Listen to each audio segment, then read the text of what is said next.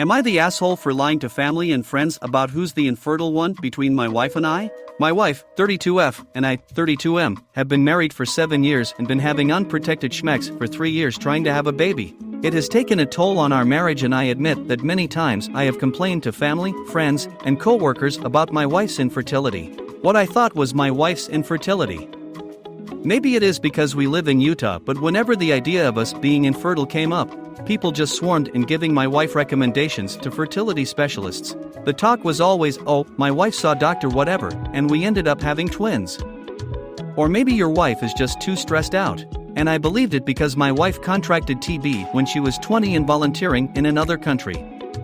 Her primary care, who she saw when she was back home, just flippantly told her that TB could affect the genital area and prevent her body from housing a baby, but obviously he said it in medical lingo. We finally find a doctor who straight up told us that there was nothing wrong with her fallopian tubes, or her endometrium. She suggested I get tested to see that I'm not the problem. The verdict comes back that I am the one with very low sperm count. I was so shocked and went to get another opinion which told me the same thing. I felt so shaken. And because a lot of people knew about our struggles, they also knew we went to a doctor again. At a family and friends gathering, people started asking me about what we found out, and I just panicked and said that my wife's TB was likely the cause, but not 100% necessarily.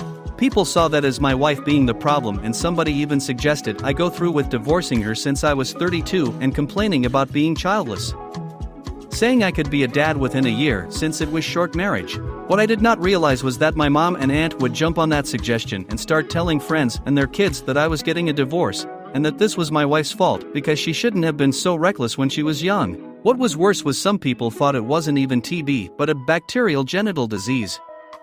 This all got back to my wife through a friend, and she is furious. She said that she could not believe I'd been painting her as the problem when she wasn't even the problem, and that she was tired of the pitying or disapproving look she was getting in our small town, and that I needed to set the record straight, or at least tell everybody to shut up, and that we are not divorcing. Am I the asshole? I panicked, and I felt like I didn't completely lie because TB could be exacerbating our problem. But my mom really screwed things up by making it malicious. Now I'm in over my head and feel really bad.